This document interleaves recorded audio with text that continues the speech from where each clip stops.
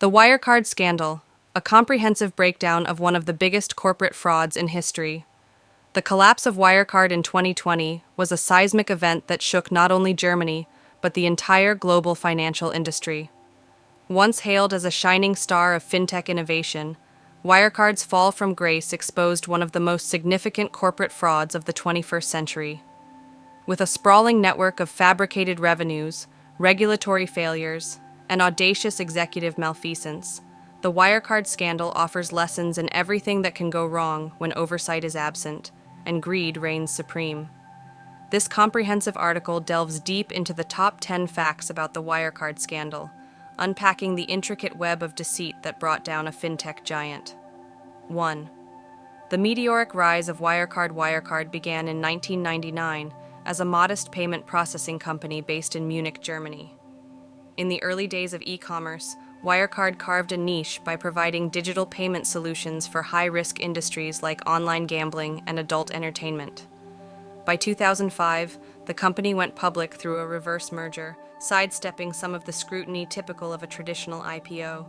Markus Braun, who became CEO in 2002, envisioned a future dominated by cashless transactions and positioned Wirecard as a global leader in the burgeoning fintech space. Under his leadership, the company grew exponentially, expanding its operations to more than 50 countries and acquiring competitors along the way. By 2018, Wirecard had ascended to the pinnacle of corporate Germany, replacing Commerzbank in the prestigious DAX 30 stock index. With its stock price soaring and revenues reportedly in the billions, Wirecard appeared to epitomize Germany's potential as a digital and financial innovator.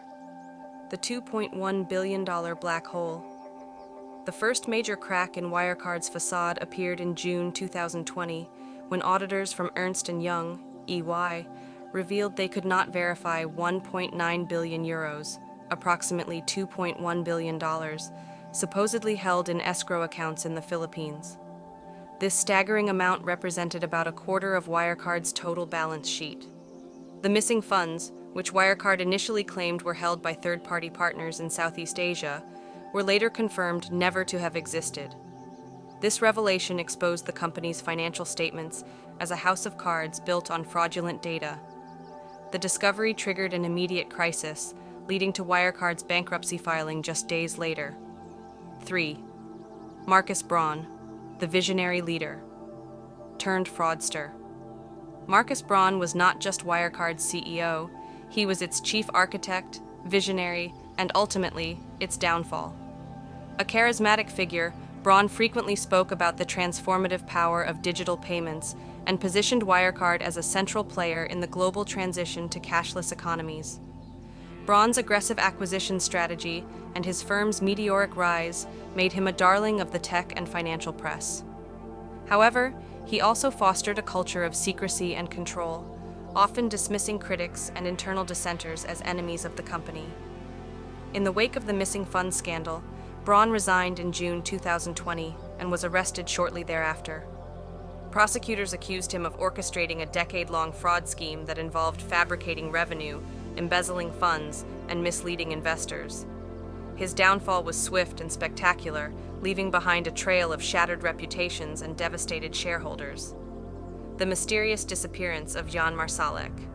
If Markus Braun was Wirecard's public face, Jan Marsalek, the company's chief operating officer, COO, was its enigmatic power player.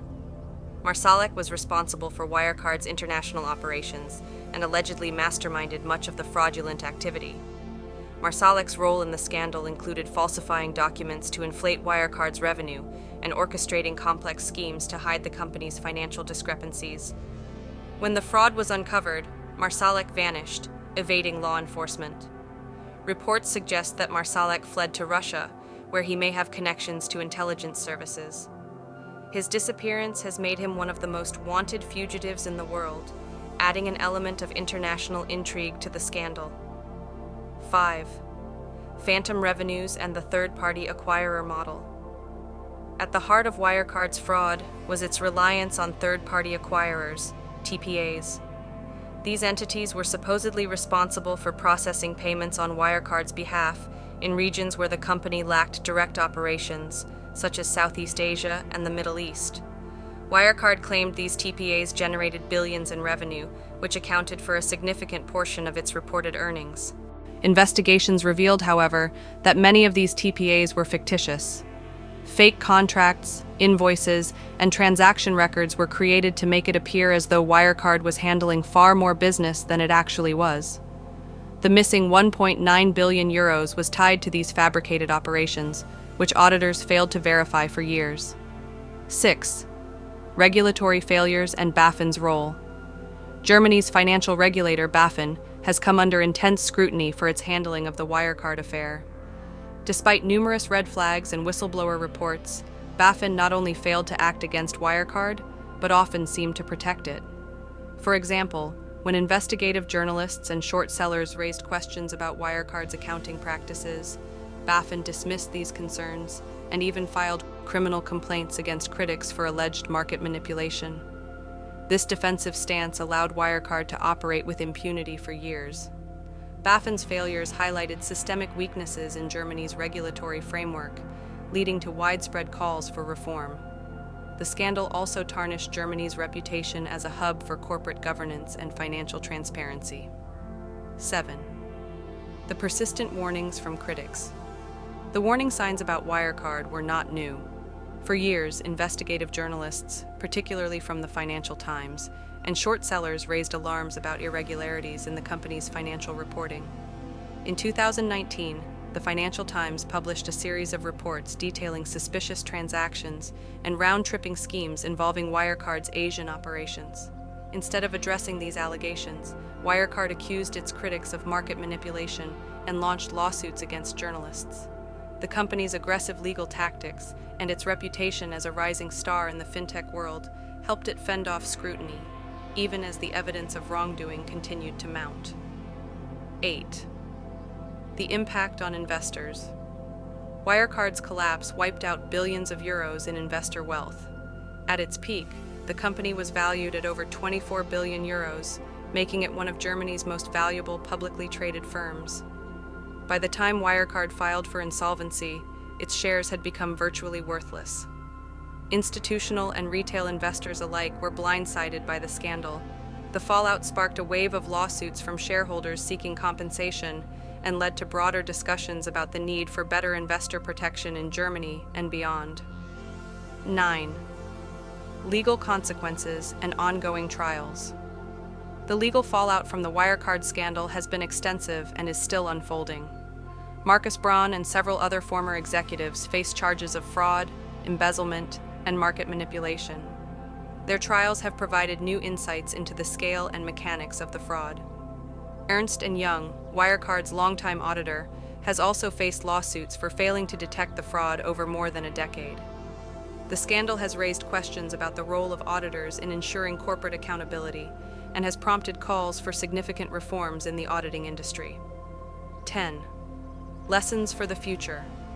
The Wirecard scandal offers important lessons for regulators, investors, and the financial industry at large. It underscores the need for robust oversight, greater transparency, and stronger protections against corporate fraud. The scandal has also highlighted the vulnerabilities of the fintech sector, where rapid innovation often outpaces regulatory frameworks. In the wake of Wirecard's collapse, governments and industry leaders have called for reforms to prevent similar incidents in the future. Conclusion. The Wirecard scandal is a textbook example of how unchecked ambition, regulatory failures, and a culture of deception can lead to catastrophic consequences. Its fallout has reshaped discussions about corporate governance, auditing standards, and financial regulation. As investigations and trials continue, Wirecard's story serves as a stark reminder of the importance of vigilance, transparency, and accountability in the financial world. For Germany and the global fintech industry, it is both a cautionary tale and an urgent call to action.